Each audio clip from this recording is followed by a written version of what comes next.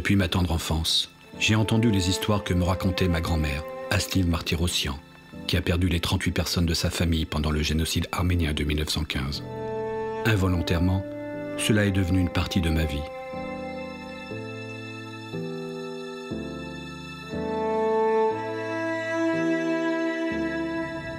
J'étais si profondément impressionné que j'ai la sensation d'avoir tout vu de mes propres yeux. Ces récits concernant le génocide et les massacres des enfants se sont imprimés dans ma conscience. Je me souviens que pendant que ma grand-mère me racontait son histoire, elle devenait parfois silencieuse et son visage devenait distant, froid. Elle disait qu'elle ne se souvenait plus de rien. Plus tard, après sa mort, j'ai compris qu'elle se souvenait de tout, mais qu'elle ne voulait pas gâcher notre insouciance d'adolescent avec ces récits d'horreur perpétrés par le gouvernement turc.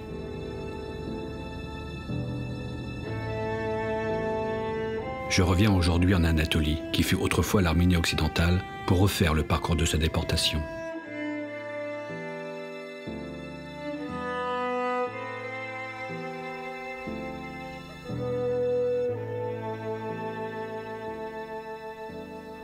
Je suis née en 1903, le 6 janvier, le jour de la naissance de notre Seigneur Jésus-Christ dans la région de Van, au district d'Artsakh, dans le village Karagonis. Ma mère, Elisabeth, était du village d'Alrik. Elle s'occupait du ménage de notre maison et de la parcelle de terrain qu'on avait. Elle aidait également mon père à entretenir les animaux domestiques que nous avions et à traire les vaches. Mon père s'appelait Khosrow. Les Turcs l'appelaient Kourchoud. Mon père était berger et il s'occupait également des animaux des autres villageois. Il les amenait dans les montagnes pour les faire paître et le soir, il les ramenait au village.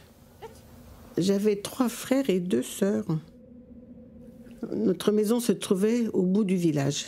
À quelques maisons de la nôtre, il y avait une église en ruine. Les villageois disaient que c'était le poète arménien Nahapet Koutchak qui l'avait lui-même construite. Et à côté du mur de l'église, il y avait un arbre où les jeunes filles accrochaient des bouts de tissu en couleur, comme un gage ou une promesse de l'accomplissement de leurs rêves les plus secrets.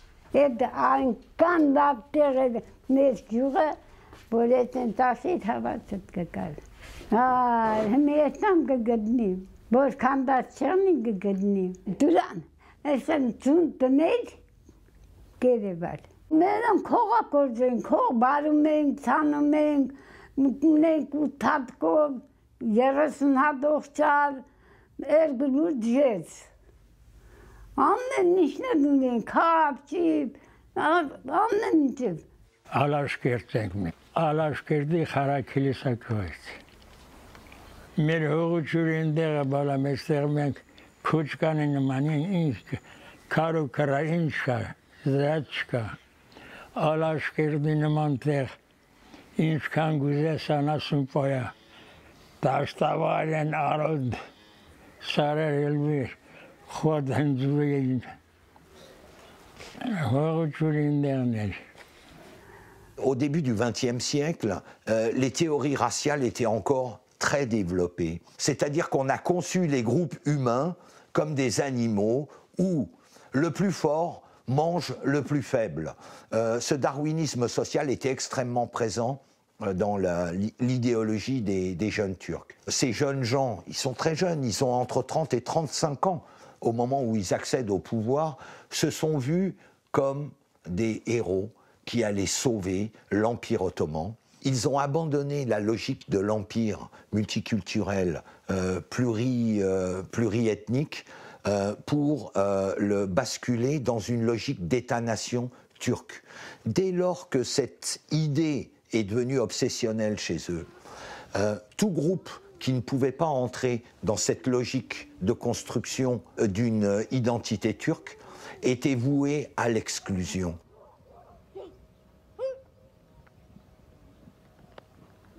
Un matin, ma mère m'a réveillée en disant qu'on devait aller à la ville de Van. Dans la cour de notre maison, il y avait une paire de bœufs chargés. Sur leur chariot, il y avait des sacs de vêtements. Les adultes m'ont fait monter sur le chariot avec les autres enfants. Mon père, Mon oncle ainsi que son fils Moucheg se sont mis à marcher devant. Ma mère, ma tante et Marguerite marchaient derrière. Mon grand-père n'est pas venu avec nous. Il voulait rester pour garder la maison pour quand nous reviendrions. Ma mère nous a dit que nous allions à Vannes chez des gens et qu'on allait y rester quelque temps. Il faisait froid. Il y avait de la neige au bord du chemin et sur les montagnes. La région de Van est un élément central dans le dispositif de stigmatisation des Arméniens par les autorités jeunes turques. Le 20 avril, une autodéfense de Van s'est déclenchée. Tout est dans la question suivante. S'agit-il d'une insurrection arménienne, entre guillemets, comme c'est affirmé par l'historiographie officielle turque, ou bien s'agit-il d'une autodéfense arménienne parce qu'ils étaient menacés? Les documents officiels présentent évidemment les Arméniens comme des insurgés. En fait, les choses sont très complexes. À la différence de certaines autres régions orientales, le Van et ses alentours ont une population majoritairement arménienne, avec une certaine mixité quand même d'habitats, essentiellement une présence kurde, principalement une présence tribale, de chefs tribaux, plus ou moins sédentarisés. Pourquoi le 20 avril au matin, Van se replie, le quartier arménien de Van se replie sur lui-même? Il est attaqué en fait. Dans les 3 jours qui ont précédé, il s'est produit des événements dans la région qui concernent directement Van. Environ une centaine de villages, dont Karakounis, ont été attaqués par des troupes régulières et des paramilitaires de l'organisation spéciale, qu'on appelle en turc le Teşkilat Masusa. Ce sont des escadrons de paramilitaires qui sont directement sous l'autorité du comité central jeune turc. Et ce sont eux qui reçoivent les ordres d'attaque et d'exécution des populations dans les villages. Environ 80 villages ont été attaqués entre le 17 et le 20 avril.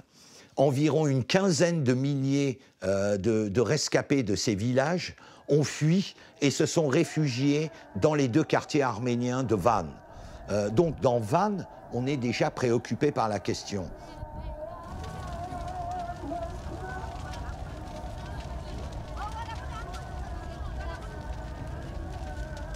Quelques jours après, les détonations ont commencé à se faire entendre. L'armée turque, avec la cavalerie, des soldats pillards bénévoles kurdes, avait entouré la ville de Van et la bombardée avec des canons. Nous n'avons pas vu le soleil pendant 1 mois. On était dans le noir, au sous-sol. Et avec nous, il y avait beaucoup d'autres enfants et des femmes. On pleurait à cause des coups de canon. Une fois tous les 2 jours, mon père et mes oncles venaient nous voir, leurs fusils sur les épaules. J'ai ensuite réalisé qu'ils défendaient avec d'autres habitants la ville de Van contre les Turcs et les Kurdes. Parmi les témoins étrangers, Raphaël de Nogales, il s'agit d'un Vénézuélien. Il arrive à Van le 21 au matin. Il assiste à la chasse aux Arméniens dans la ville. Et comment on les assassine? Il rapporte tout un dialogue qu'il a avec le sous-préfet local qui lui explique « Vous voyez combien les Arméniens nous ont attaqués et nous avons été obligés de répondre. » Ça résume en quelque sorte la psychologie, l'ambiance générale et déjà cette logique de déni qu'on va connaître et qui se perpétue jusqu'à aujourd'hui. 1 mois plus tard, les coups de feu se sont arrêtés. L'armée russe et des soldats bénévoles arméniens étaient venus du nord du pays vers la ville de Van pour nous secourir. Les Turcs l'ont su et se sont enfuis. Mon père et mon oncle Souren ont tout préparé. On a repris le chemin pour Karagonis avec d'autres familles.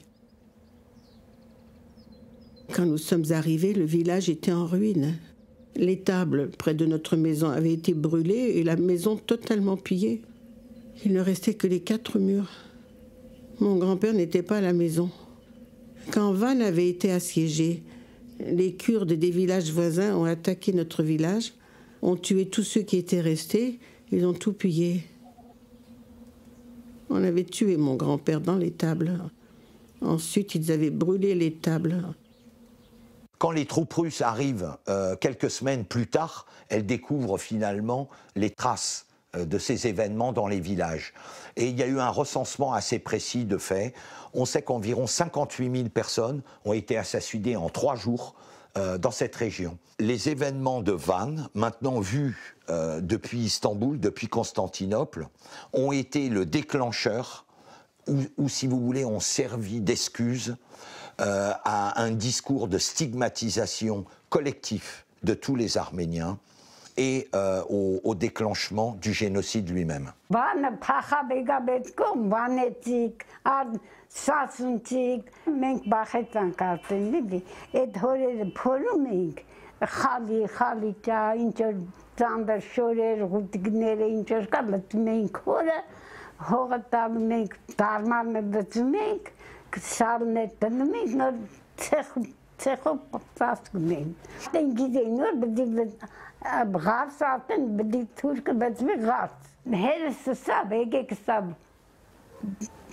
Մենք հազիգներտնան վեշերը պայենք, ու ետնանք էլի կկանք սալամատ մեր վեշերը գհանենք։ Հերս ինչ կան փող կար, կաբելերս շորի մեջ, կաբելերին կրնակը, դե փախնում ենք։ Սելվեր վզինք իրար հետև եկանք, ճամպուկիսն, որ թուրքն եկավ, ամեկս մետեղ փախանք։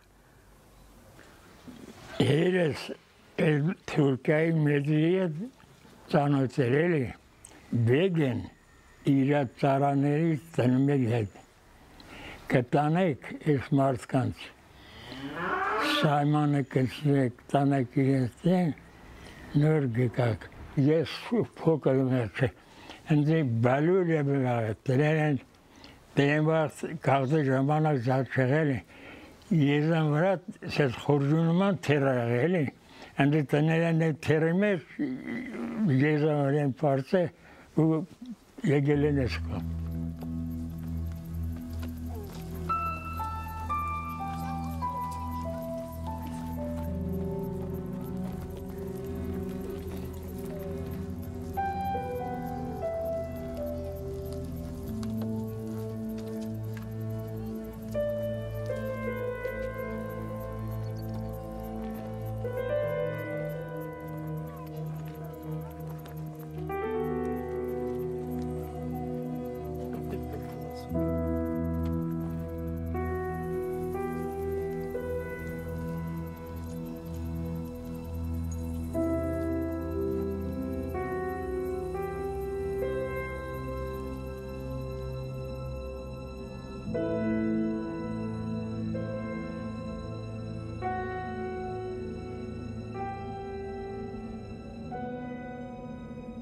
On était à Karagonis depuis 2 mois qu'un soir, quelqu'un a demandé à mon père de sortir. C'était des Kurdes des villages voisins. Il les connaissait pour garder le bétail avec lui dans les montagnes. Ils étaient plutôt bienveillants. Il disait à mon père que l'armée russe avait quitté la ville de Van et qu'elle était retournée en Russie. Le gouvernement turc a donné un ordre d'envahir la ville de Van et de massacrer tous les Arméniens, du plus grand au plus petit. Il disait que le même ordre avait été donné aux cheikhs et commandants kurdes, stipulant que tous ceux qui tueraient des familles arméniennes pourront s'approprier leurs terres. Et ces Kurdes conseillaient à mon père de quitter le village le plus tôt possible, de rassembler les autres villageois et de partir. Mais tôt, le matin, les gendarmes turcs sont entrés au village. Ils faisaient sortir des maisons chacun des membres des familles. Ils ordonnaient aux hommes de se séparer, les femmes et les enfants d'un côté, les hommes de l'autre. Les hommes ont pris la direction de Van et nous, environ 100 personnes, nous sommes restés avec un peu plus de 10 gendarmes turcs. On nous a ensuite obligés à marcher également en direction de la ville de Van en suivant le même chemin. On entendait des coups de fusil et des cris devant nous. La première action qui a été menée par les jeunes Turcs a consisté à neutraliser les forces vives arméniennes. Ils ont tout simplement procédé à la conscription des 20-40 ans, très tôt, dès l'automne 1914. Ces jeunes gens ne vont jamais rentrer chez eux. Donc, quand on s'attaque aux localités arméniennes, on a plutôt affaire soit à des adolescents, soit à des hommes mûrs. Le deuxième élément essentiel, c'est l'élimination des élites arméniennes très très tôt. On utilise la date du 24 avril pour parler du déclenchement du génocide. Bon, c'est une sorte de date symbolique. Elle concerne essentiellement les élites arméniennes de Constantinople, de la capitale, c'est vrai, mais également toutes les élites arméniennes de toutes les grandes villes de province, y compris des provinces orientales, à Erzurum, à Bitlis, à Mouche et ailleurs. Le troisième élément, c'est l'arrestation, cette fois-ci, de tous les hommes adultes qui ne sont pas conscrits, y compris les adolescents entre 16 et 20 ans. On les attache par 10, les mains dans le dos, et le plus souvent, on les jette dans des rivières ou des fleuves. L'Euphrate et le Tigre ont été souvent, on va dire, les tombes de ces adultes.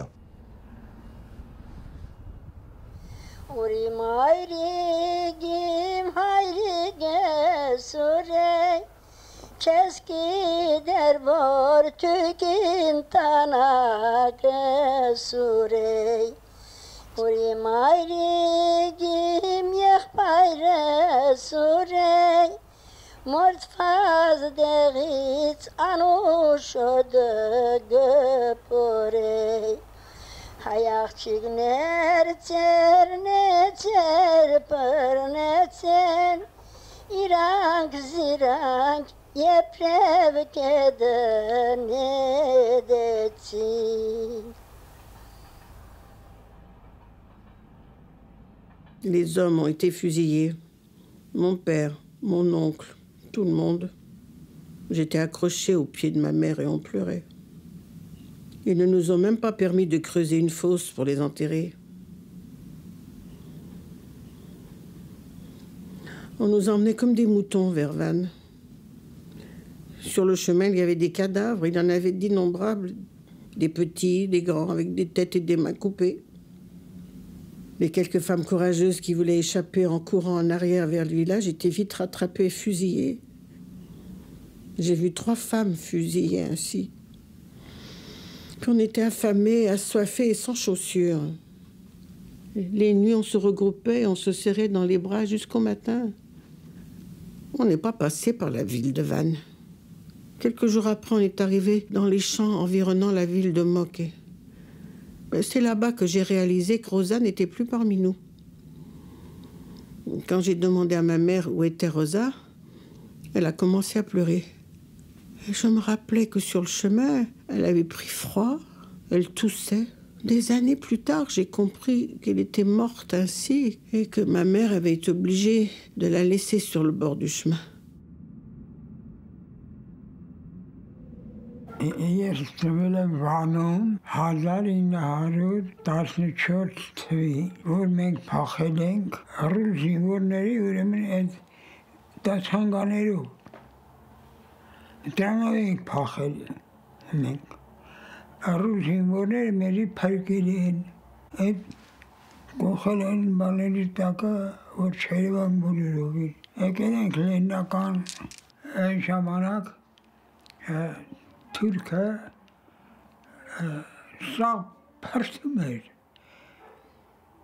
ինչ հայերեն երեք փրկել։ Իմացար, հայ-թուրքական պատերազմ է, իսկական է։ Այդ ժամանակ ուրեմն Թուրքը խեղճ չունի։ Դոտկեն չիկել են, դոտկը ինչ դոտկան։ Տանը տախտակով շիկել են, ժողովուրդը կարդվում են, այդքան լոտկան մուտիցոն, ժողովուրդը կաներեն հիմնական լոտկին սաղ կերտան, թուրկը տաներ։ Արազ է ջուրը տնայր, ինչ եմ կարմիր, գույնը կարմիր էր։ Ձերի մեծ մարդիկ լողնում անցնում էին, լողգիտ էին կրագում էին, բնական բարձր որ նստում էինք։ Գետ այնքան լելեցրե, սպամացները, और gate car मरेरी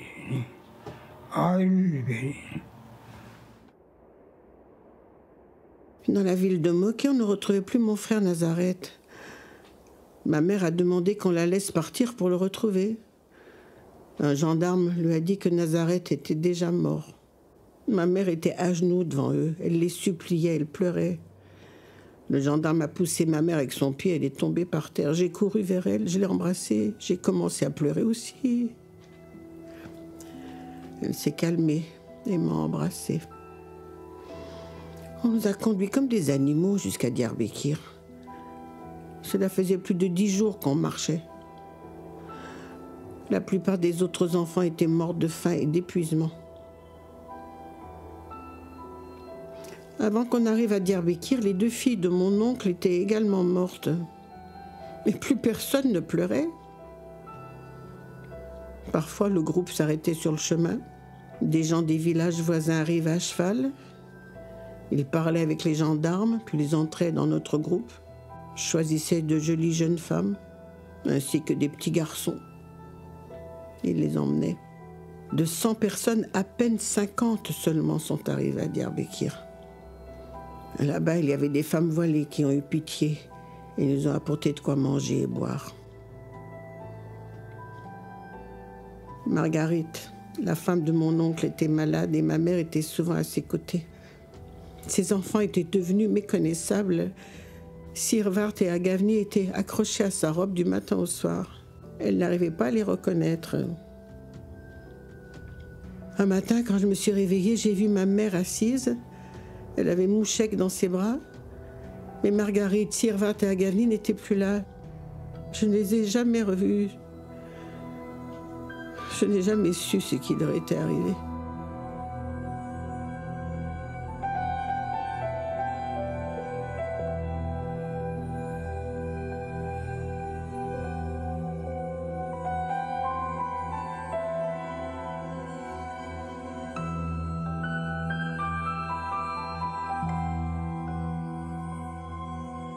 À partir de la mi-mai et jusqu'au mois d'août, on va procéder à la déportation du reliquat des populations locales, essentiellement des femmes, des enfants et des vieillards.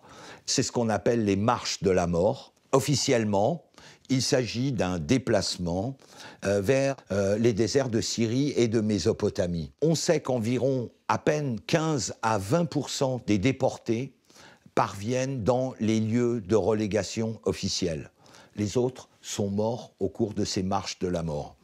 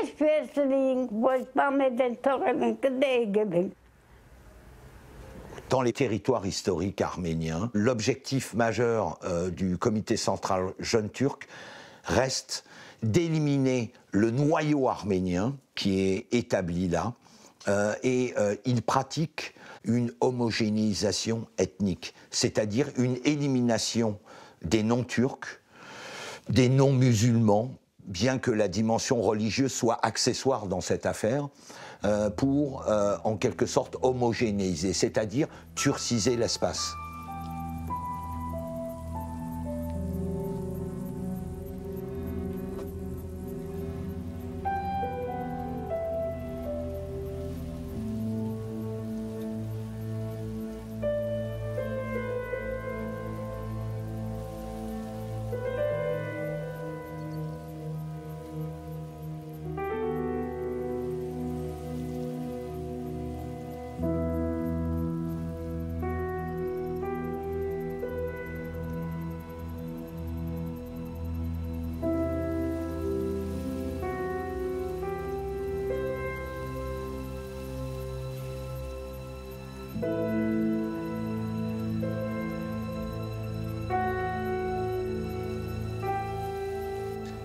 Bu ağaçları yani bizim babamızdan, dedemizden duyduğumu söylüyorum ben.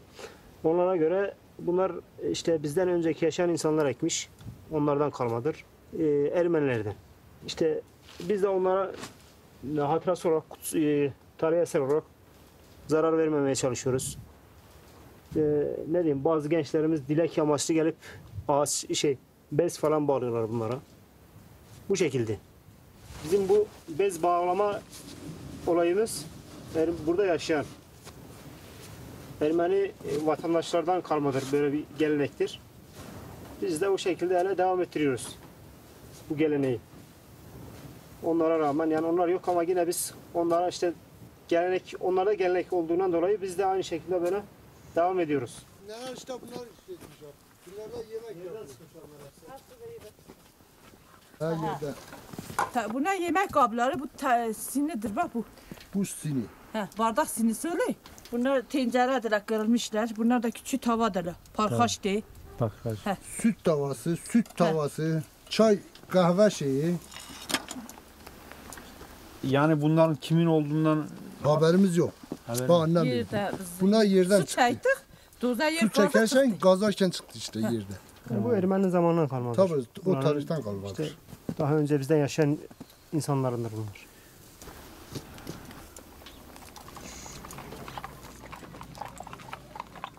On était dans les bras de ma mère lorsqu'un homme s'est approché. Il avait des moustaches épaisses et noires. Il a demandé en kurde à ma mère si nous étions ses enfants. Ma mère a répondu que oui. Et il a dit à ma mère, il vous emmène en Arabie. Sachez que vous allez certainement mourir de faim et de soif. Si tu me donnes tes 2 filles, je vais les emmener pour mes fils comme femmes. Je vais prendre soin d'elles. Elles vont vivre dans l'aisance et dans une belle maison. Elles ne vont pas mourir. Ma mère a dit qu'elle était d'accord. Et elle a demandé de prendre aussi ses fils. Mais l'homme n'a pas voulu des garçons. Cet homme s'appelait Saïd. Il nous a donné à manger.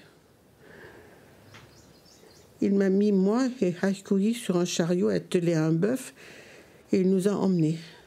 Quand j'ai commencé à pleurer, Haïkoui a commencé à pleurer aussi. Le chariot était en marche. J'ai pris ma sœur dans mes bras et on a regardé longtemps notre mère et nos frères qui, petit à petit, ont disparu à l'horizon. Je ne les ai jamais revus.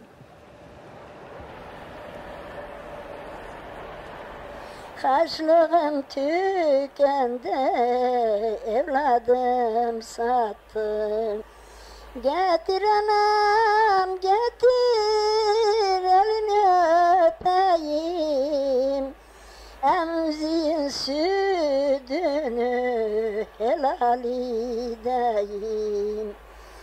Ermenin askeri tefoya düşmüş. Ermenin askeri tefoya düşmüş. On va les déporter selon des procédures qui ne sont pas étrangères aux spécialistes de ce type de violence de masse. On va les déplacer en train. C'est donc le Bagdad Bank qui appartient à la Deutsche Bank à l'époque, qui sert au déplacement de ces populations vers l'extrémité orientale de la Méditerranée, le golfe d'Alexandrette, d'où ils sont transférés dans les déserts de Syrie et de Mésopotamie. Et s'ouvre alors ce qu'on peut appeler une deuxième phase du génocide, qui vise donc environ 800 000 déportés qui sont arrivés dans ces régions. Deir ez-Zor constitue le terminus d'un ensemble, d'un chapelet de camps. Alors, il ne s'agit évidemment pas de camps de concentration dans le sens qu'on va connaître ultérieurement. C'est le désert, en fait, qui sert de barbelé. Les conditions de vie sont absolument dantesques. Ce qui est intéressant à souligner concernant cette deuxième phase du génocide, c'est qu'il y a un système d'aide qui a été mis en place pour tous ces camps de concentration, géré par le patriarcat et aidé par une société biblique américaine, donc qui trouvait des ressources financières, qui les transférait sur Alep, où des réseaux de jeunes femmes allaient de camp en camp pour distribuer de l'argent et aider ces gens à trouver, en donnant des pots de vin aux populations locales, de quoi manger et pas mourir. Ça a relativement bien marché jusqu'au mois de juillet 1916. En juillet 1916, le patriarcat arménien d'Istanbul a été dissous. En quelque sorte, le régime jeune turc a annoncé ainsi qu'il avait mis fin à la question arménienne, c'est-à-dire à la présence arménienne dans l'Empire ottoman et en Asie mineure. Derzorun içinde yaralı çoktur. Derzorun içinde yaralı çoktur. Gelme doktor, gelme, çarem yoktur.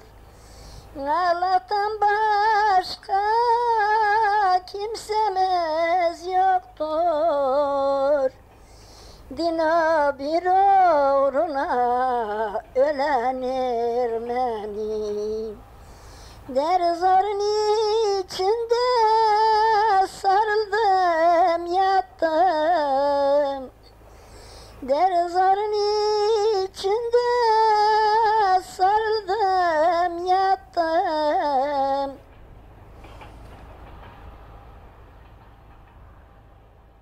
Իմ հավաքած նյութերը պատմական երգերով, որոնք թուրքալեզու են նաև, ինչու, որովհետև հայերեն խոսելը արգելված էր եւ այդ հանգամանքը ստիպել է հայերին, աքսորականներին, աքսորի ճամփաներին, որ իրենք ստիպված իրենց վիշտը, տարապանքը արտահայտեն թշնամու լեզվով, ինչպես օրինակ Տերզոր, Դեդիկլերի, Բեյուկ, Քասաբա, Քեսելեն, Էլմենի, Կերմես, Հեսապա, Օսմանլը, Էֆրադը, Դönmüş Քասաբա, Դինինն ուղրնա, Էլեն Էրմենի, այսպիսի քարյակներ հայրուրից ավելի ես գրի եմ արել մեծ դժվարությամբ, որովհետև նրանք չէին ուզում հիշել, չէին ուզում երգել, վերապրում էին իրենց տարապանքը, ահավոր այդ ճամփաների Դերզորյան, Սրուջի, Մեսկենեի եւ այլ անապատների. Au mois de juillet 1916, il reste environ 200 000 Arméniens encore à Derzor. En fait, ce sont les reliquats de tous les camps qu'on a fermés un par un en poussant les derniers rescapés vers le sud. Et à Derzor, entre juillet et novembre 1916, Salih Zeki va organiser l'exécution de 200 000 personnes. En décembre 1916, on recense 5 000 survivants sur les 200 000 qui étaient présents dans la région. Ces 5 000 survivants sont essentiellement des très jeunes femmes ou des jeunes filles et des enfants qui ont été ou recueillis ou enlevés, c'est selon, par des tribus bédouines de la région. Saïd marchait à côté du chariot qui était conduit par son fils âgé d'à peine 15 ou 16 ans. Il ne parlait presque pas avec nous, mais parfois Saïd se fâchait terriblement contre Hakoui qui n'arrêtait pas de pleurer car notre mère lui manquait. Ils nous ont amenés à Mouche. Sur le chemin, on a rencontré des groupes de gens affamés et assoiffés qui étaient emmenés par des gendarmes en direction de Diyarbakir. Sur les chemins, il y avait des villages brûlés. Sur l'un des chemins, il y avait des tas de cadavres les uns sur les autres. Les nuits, l'attelage s'arrêtait. Je prenais Hakoui dans mes bras et on dormait comme ça sur le chariot. Le matin, nous étions de nouveau en marche. Notre mère manquait trop à Hakoui et aussi à cause de la peur, elle est tombée très malade. Son visage était brûlant et elle délirait. Elle disait les noms de notre mère, de notre père et d'autres noms que je ne comprenais pas. Saïd mettait un bout de tissu dans l'eau et me disait de le mettre sur son front. Hakoui est morte avant la nuit. Il me semblait à ce moment encore qu'elle dormait, qu'elle allait se réveiller. Saïd a arrêté le chariot au bord de la route. Il a posé le corps de Hakoui au pied d'une petite colline. Avec sa pelle, il a fait glisser de la terre de la colline. De ma famille, Hakoui était la seule qui au moins a été enterrée. Les autres sont devenus de la nourriture pour les bêtes sauvages. Je ne sais pas à quel moment, mais moi aussi je me sentais affaiblie et je suis tombée du chariot. Saïd m'a pris, m'a remis dessus. Je ne me souvenais plus de rien. Quand je me suis réveillée, j'étais dans une chambre sombre et couverte de fumée. J'étais près d'un mur. Il y avait une femme voilée qui allumait le feu du tondir et en même temps elle versait du lait dans les récipients de terre. Quand elle m'a regardée, elle a dit « Tu es réveillée, petite, je vais te donner à manger et du lait à boire. » Elle m'a dit de ne pas avoir peur d'elle, que j'étais dans un lieu sûr. Je me suis attachée à cette femme. Elle était gentille. C'était la femme de Saïd, qui était gentille aussi. Ils avaient 3 fils. J'étais censée devenir un jour la femme de l'un d'eux. Ils pensaient que, plus grande, j'allais prendre la religion musulmane. Au cours des déportations, les enlèvements de jeunes femmes, les enlèvements d'enfants, leur versement dans des orphelinats ou leur adoption, par exemple par des officiers supérieurs, des magistrats, en manque d'enfants, n'ont pas posé de problème particulier. Mais une condition était requise, leur turcisation. On emploie parfois le terme d'islamisation, mais derrière le terme d'islamisation, de conversion, il faut comprendre en fait une intégration dans le groupe turc. On a énormément de difficultés à évaluer le nombre de personnes qui ont été ainsi donc intégrées dans des groupes turcs, des groupes kurdes, voire des bédouins. Un soir, Saïd est venu à la maison et a dit à sa femme en kurde qu'il ne pouvait plus me garder, qu'il devait me livrer à la gendarmerie de Mouche. Les gendarmes ramassaient les orphelins arméniens et ils ont su qu'ils gardaient une enfant arménienne chez eux. La femme de Saïd a maudit les gendarmes. Elle a dit qu'elle refusait de me livrer. Mais son mari l'a persuadée en lui disant que si elle refusait, elle mettait en danger sa propre famille. Et le mari m'a conduit à la gendarmerie de Mouche. Devant, il y avait des gendarmes à cheval.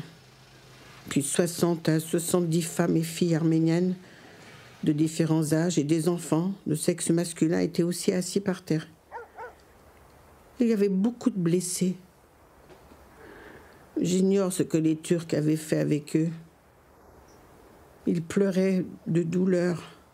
Saïd m'a donné à un gendarme et m'a poussé dans le groupe des Arméniens assis par terre. On est resté comme ça toute la nuit. Ils étaient tous des Arméniens encore vivants, ramassés des villes et villages du district de Mouche. L'une disait qu'on nous emmenait en tant qu'esclaves à des pachas turcs. Une autre disait qu'on nous emmenait pour nous livrer aux soldats russes, puisque les Russes et les Arméniens avaient promis de l'argent en or pour chaque Arménien rendu. Cependant, la plupart étaient persuadés qu'ils allaient nous emmener en dehors de la ville pour nous tuer.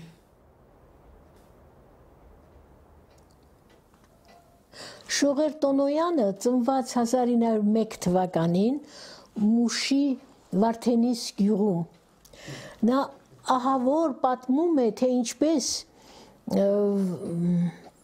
Վարդեվարի օրը 1915 թվականին Վարդեվարը, ասում է, դարձավ Մարդեվար, մարդկանց վարելու օր։ Հայությունը հավաքել էին եկեղեցու մեջ թուրքերը, բարձրացան եկեղեցու կատարը, գագաթից նավթ բաց թողեց, դա թափեցին եւ վարված քրչերը քծեցին ու ամբողջ եկեղեցու մեջ հազարավոր հայ երեխաներ, մանուկներ, մեծեր, մայրեր բոլորը վարվում էին, ահավոր ձայներ էր լսվում, չգիտեին ինչպես փրկվեն այդ գեհենից, ձայները կամաց հանգեցին եւ հաջորդ օրը առավոտյան եկեղեցին փուրի պես կարմիր էր մատերը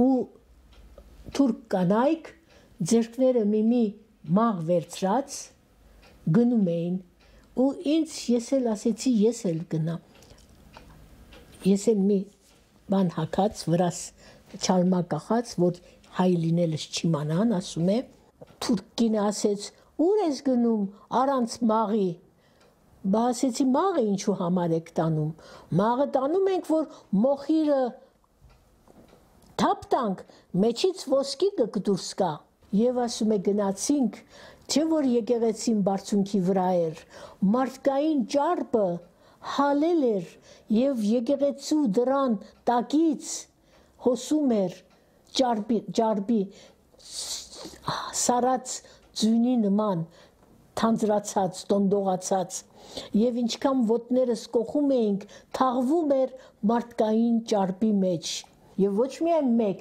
այլ տարբեր գյուղերում Մուշո դաշտի բոլոր գյուղերում գրեթե Մուշո դաշտը ծխով էր լցված, ասում է։ Այնպես որ իսկական ողջակեզը առաջին հերթին եղել է հայոց ցեղասպանության ընթացքում։ Իմ անունը Արմեն Գալստյանը, ես Մուշի ծնված հայ եմ, իմ պապը 15 թվի 16 տարեկան ոսա մնացել։ Իմ հետևի եկեղեցի հիմքն է, այստեղ հայերը մցրել են մեջը եւ վառել են 15 թվի։ Հիմա էլ բանը ոսկուրներ կան այստեղ, անցյալ տարի քաղաքապետարան փորերա եւ բանը դուրս է եկել, հիմա վերեն փագեր են, այստեղ քրդեր ապրում են, լրիվ գիտեն այստեղ ինչ են արել։ Բա ոչ մեկի չի ասում մենք արել են։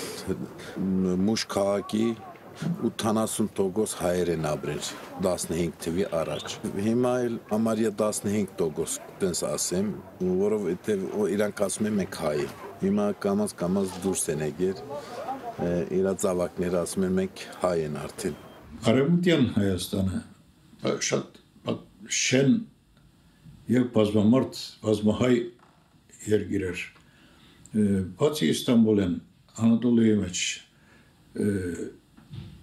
2.5 միլիոն հայ գահաշվեր այդ տարիներում, նախքան 1915-ը, մինչև 1923 այդ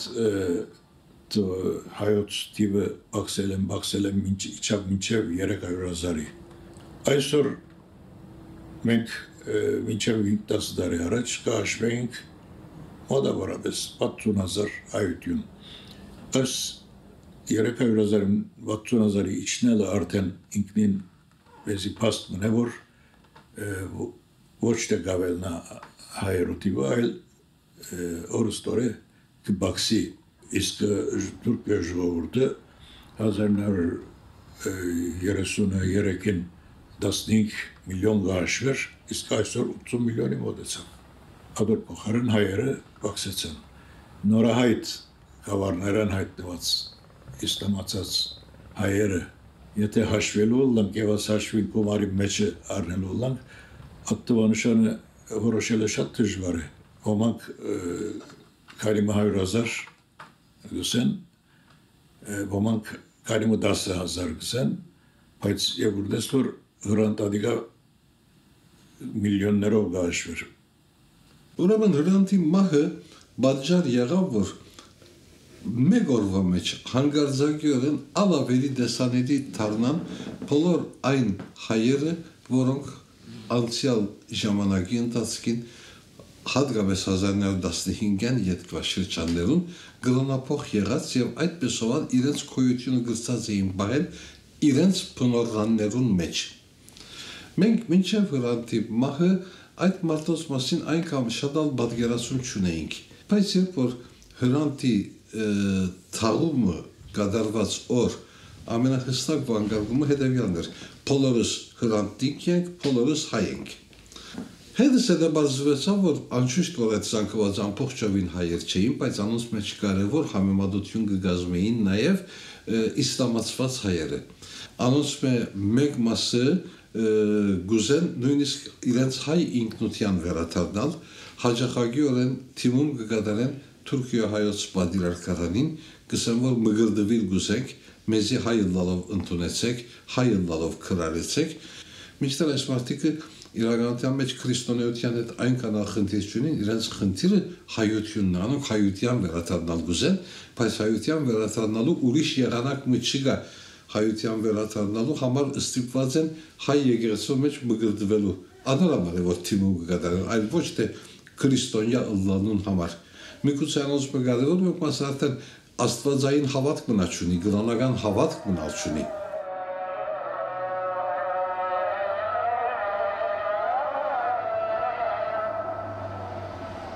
Les Arméniens islamisés, dont on parle beaucoup maintenant, en Turquie évidemment, donc concernent en fait deux catégories principales. Il y en a plus, mais la première catégorie, c'est les grands-mères, donc des jeunes femmes ou des jeunes filles qui ont été mariées, entre guillemets, à leur bourreau souvent, et qui se sont insérées dans cet environnement, tout en conservant plus ou moins des savoir-faire, par exemple culinaires. On a de magnifiques témoignages sur la ville de Malatya, où, à la période de Pâques, il y a quelques dizaines de mères turques qui font des gâteaux que les autres ne connaissent pas, et qui vont de maison en maison pour se les offrir. Donc il s'agit de gâteaux de Pâques, de la tradition arménienne, et c'est comme un message codé entre ces grands-mères arméniennes qui se rencontrent et qui ont en partage ce souvenir, cet héritage particulièrement douloureux, dont bien souvent ils n'ont jamais parlé à leurs descendants qui sont turcs, qui sont des citoyens turcs. La deuxième catégorie de ces Arméniens islamisés, qui est plus subtile, plus complexe, ce sont en fait des familles qui ont été converties au moment du génocide. Dans une même famille, on peut observer par exemple un des enfants, la fille, qui va vouloir se faire baptiser, c'est-à-dire revenir en quelque sorte à sa confession d'origine, qui va éventuellement épouser un Arménien, et elle peut très bien avoir un frère qui est moufti ou mollah dans une mosquée, et donc fonctionnaire de l'État. On a des cas de figure extraordinaires, et le plus symbolique est peut-être le cas de l'ancien patriarche arménien de Constantinople, Şenork, qui est mort à la fin des années 80, et Şenork était orphelin de la région de Tokat. La mère de Şenork a survécu en fait, a été mariée par un notable de la région de Tokat.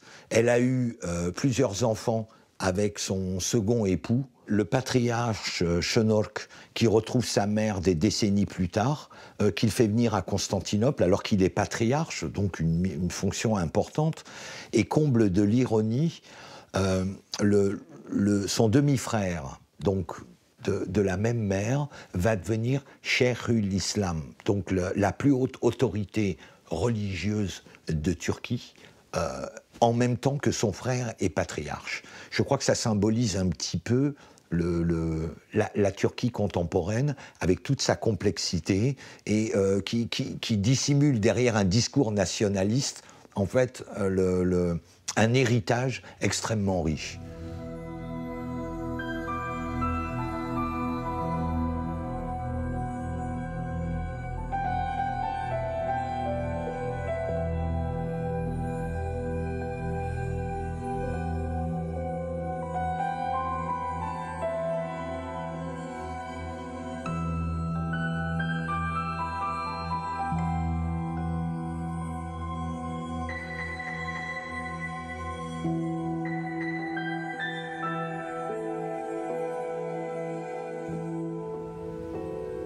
Tôt le matin, il a commencé à pleuvoir.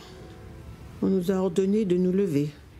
On s'est mis en marche, côte à côte, et si par hasard quelqu'un était en retard, ou si quelqu'un changeait de direction, il le fusillait. On marchait sous la pluie, lentement, car les blessés peinaient à avancer.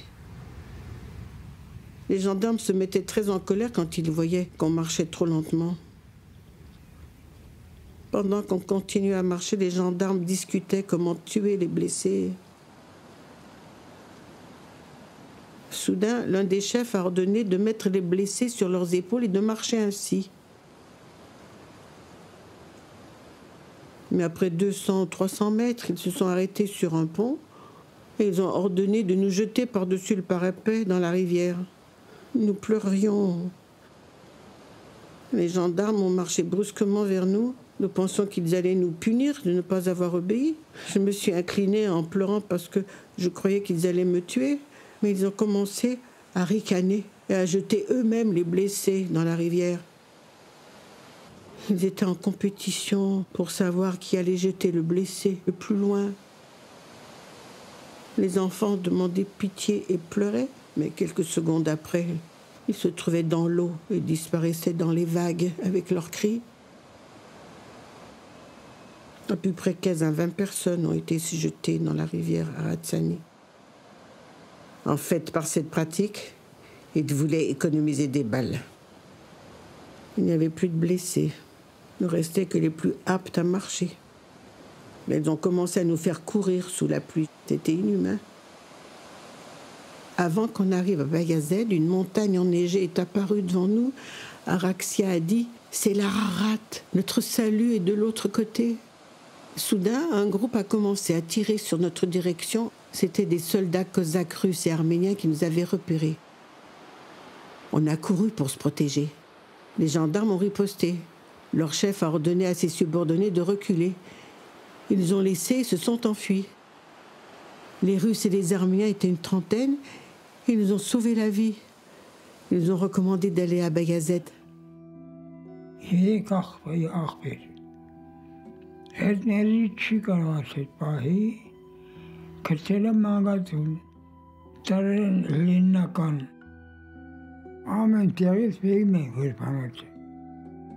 Ekank bennagan atemed Amerikasın negadet vor tavaket med şöyle hanet med dostlar amen inşo maksum bahset menatin kede tabusun mitva makul ma şapatire kanka Amerikasın tamet bağnik da bloksun med tegit velit pohmet teneri Prastin bande pokumet payumet makul şad makul ande tabrot talme araba destmen khat panu dumek estmen dabrot jan ergesin kalumen kideki netmen çaşarar annen arazi yegrosop talumen. Au début de 1919, on évalue à peu près à 60 000 le nombre d'orphelins qui ont été recueillis dans des orphelinats qui sont gérés par des institutions arméniennes, des institutions américaines, des institutions françaises ou britanniques. Mais ça ne signifie pas du tout que c'est l'ensemble, bien entendu, des enfants qui ont été enlevés. Leur nombre était bien plus important.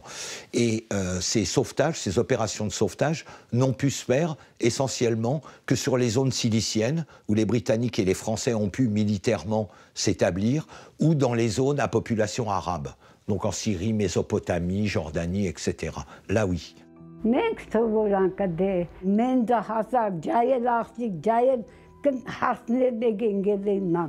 Was pokere don't khampi babe dein khampa be dein Amerikatin hamara chide mishka mi bagon tratarab ahpolis tarab ahpelis yes mangatunne ahpolis atarab aret tramata tont tarab Amerika birine kabin Amerika champion yergardı mamacan bospere kan Amerikatin kane bospere güze teres karaka bir aranka estalıp kalı zulüm karaga Medellin kere urtana Amerika çıtaran yesin yevi gönül şatıyla Sentare. Ne Erdoğan meside kames menatega va nezet tames.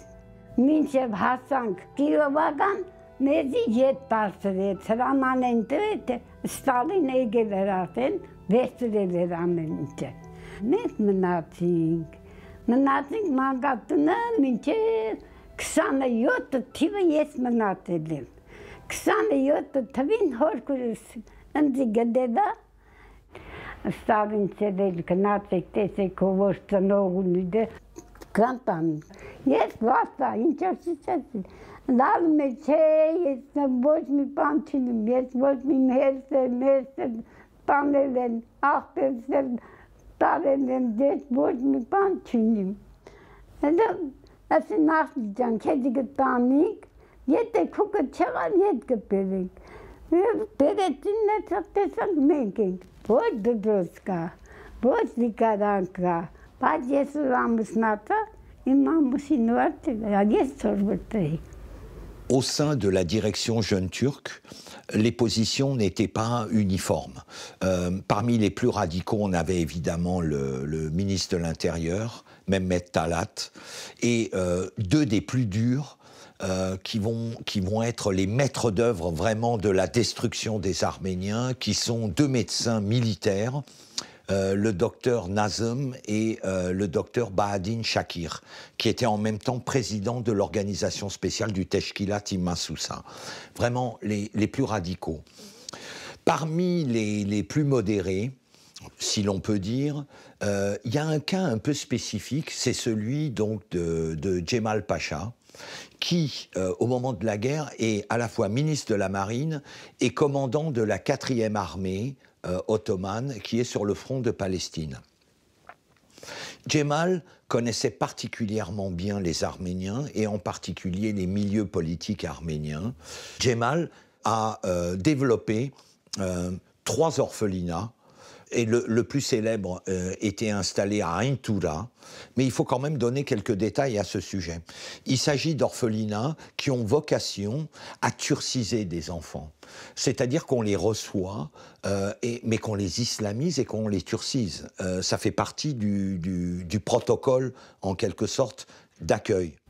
1901 թվականին ծնված Ֆնդճակում Զեյթունի մոտ Հարություն Ալբոյաջյանը պատմում է, թե ինչպես իր ծնողներին իր աչքի առաջ սպանում են եւ իրեն որպես փոքր անտիրական երեխա տանում են թուրքական որբանոց, որը ստեղծել էր Էնվեր Փաշան, Ջեմալ Փաշան, որպեսի ասում է մենք այնտեղ սովորեինք քրիստոնեությունից հեռանայինք, այսինքն իսլամ ընդունեինք, մեզ բոլորիս թլփատեցին, մեր անունները փոխեցին, մենք թվանշան ունեինք, օրինակ ես 535 էի, եւ դրանով ուզում էին ազնվացնել իրենց ցեղը, որովհետեւ մենք պիտի դառնայինք իրենց ապագա սերունդները, որոնք պիտի նոր Թուրքիա ստեղծեին։ Մի օր արթնանում են, երբ արդեն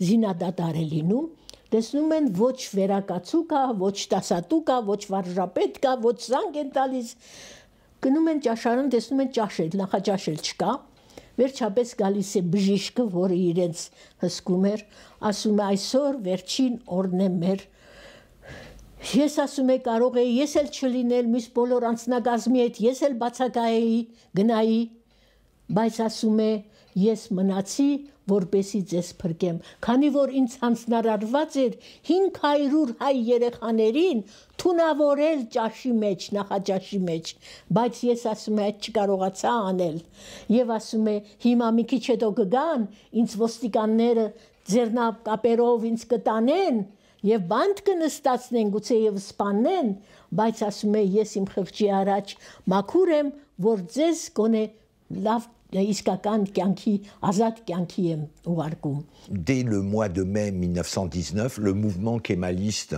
de résistance, entre guillemets, s'est établi et a pris le contrôle de ces régions. Les anciens 6 vilayets arméniens ou l'Anatolie occidentale. Là, il a été quasiment impossible de récupérer les femmes ou les enfants. On est donc allé à Bayazed. Les Arméniens déportés qui avaient survécu étaient rassemblés dans un quartier de la ville. On m'a dit qu'il y avait des habitants de Karagonis. Je suis allée pour m'informer et j'ai vu soudainement ma tante Vardoui. Elle était assise autour d'un feu avec ses 3 enfants. On est tombés dans les bras l'une de l'autre et on a pleuré. On a décidé de traverser l'Araxe et d'entrer en Arménie russe. L'eau était froide et la rivière trop large et trop profonde pour traverser.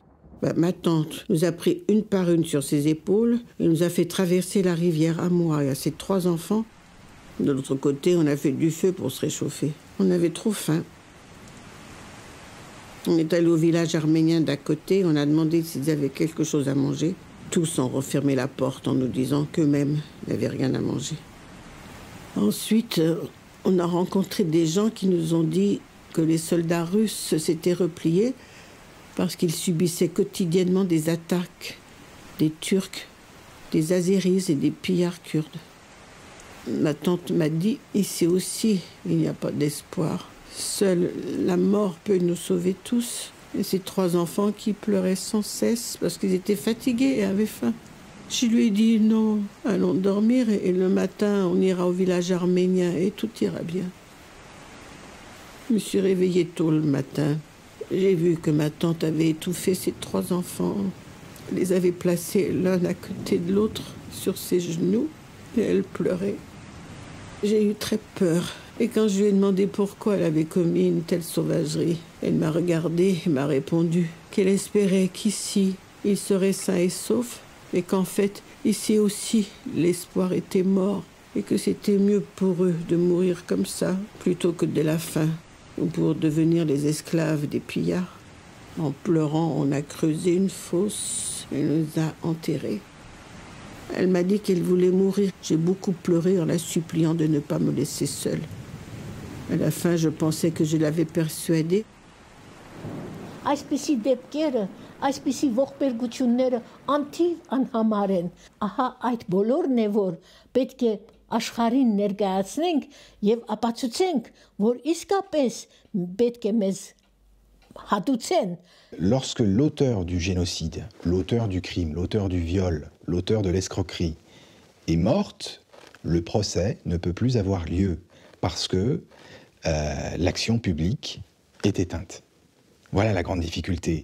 C'est la raison pour laquelle je pense que l'enlèvement d'Eichmann dans le procès qui porte son nom était éminemment, disons, importante et pressée, puisque dans ces années 62, les auteurs qui étaient encore poursuivis, recherchés, y compris par les services secrets israéliens, ces auteurs commençaient à vieillir. Il était important d'avoir un procès symbolique aussi avec Eichmann, parce que lors du procès de Nuremberg, les victimes n'avaient pas été entendues. Ça a été un procès important parce que le procès Eichmann a permis que la parole des victimes soit entendue. C'est ça qu'il faudrait, typiquement. Dans les années qui viennent, les dernières années des survivants, s'il y en a encore, du génocide arménien, qui pourraient être entendus, cette parole entendue lors d'un procès. Le procès international du génocide arménien, qui est aujourd'hui la grande problématique, l'absence de décision de justice, ce procès était prévu. Il était prévu par l'article 230 du traité de Sèvres. Il devait y avoir un consensus. Ce consensus n'a pas été validé et ce traité a été simplement jeté aux ordures et remplacé par le traité de Lausanne en 1923. Ce qui veut dire simplement que la situation actuelle, le négationnisme et toutes les conséquences que nous vivons aujourd'hui ne sont que les conséquences d'un déni de justice initial, un déni de justice sur lequel s'appuie un déni politique. Sans doute avait-on l'espoir à l'époque que les choses, que les gens se tairaient, qu'ils oublieraient avec le temps. Ce n'est pas ce qui s'est passé. La Turquie actuelle, qui n'est que le successeur de l'Empire ottoman, qui continue ou qui se comporte comme un complice de l'auteur, n'a aucune raison rationnelle de ne pas reconnaître ces faits historiques. Alors il y a une raison qui est identitaire, puisque la Turquie est née sur les cadavres du génocide arménien. Donc en réalité, les fondements même de la Turquie actuelle, ce sont des fondements criminels. Voilà, donc le travail de mémoire que beaucoup de chefs d'État aujourd'hui invitent à faire, de manière, disons, diplomatique et particulièrement polie, peut-être un peu trop, c'est un travail d'abord pour l'évolution de la Turquie elle-même. Le procès du génocide arménien, nécessairement, en l'état actuel du droit, en l'état actuel des faits, 100 ans après les faits, ce serait une solution nouvelle, totalement nouvelle, une solution imaginée entre tribunal pénal international et cour de justice qui nécessiterait l'accord de toutes les parties, qui pourrait prendre la forme d'une conférence internationale, sans doute. Il faudrait évidemment régler la question du génocide elle-même et celle de ses conséquences, c'est-à-dire de ses réparations. Voilà, c'est ça, à mon avis, qu'il faut organiser le plus vite possible, avec le concours des États occidentaux qui arrêteraient de penser que le problème du génocide arménien est un problème extérieur à l'Occident.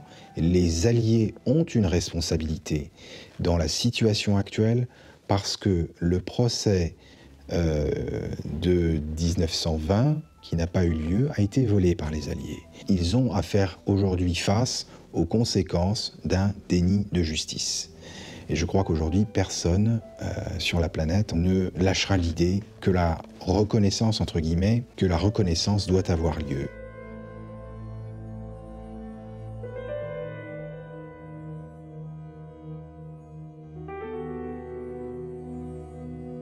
On est allé dans la ville de Védi. On nous a donné à manger et un endroit pour dormir. Malheureusement, ma tante a perdu sa tête. Alors qu'on ne la trouvait plus, les villageois l'ont découverte morte dans un champ. Et c'est ainsi que j'ai perdu la dernière personne de ma famille. Je suis restée complètement seule. Les villageois m'ont aidée pour que je survive. On m'a donné une chambre. Moi, je les aidais comme je pouvais du haut de mes 10 ans. Et c'est ainsi que plusieurs années ont passé. Ensuite, j'ai rencontré ton grand-père et on s'est mariés.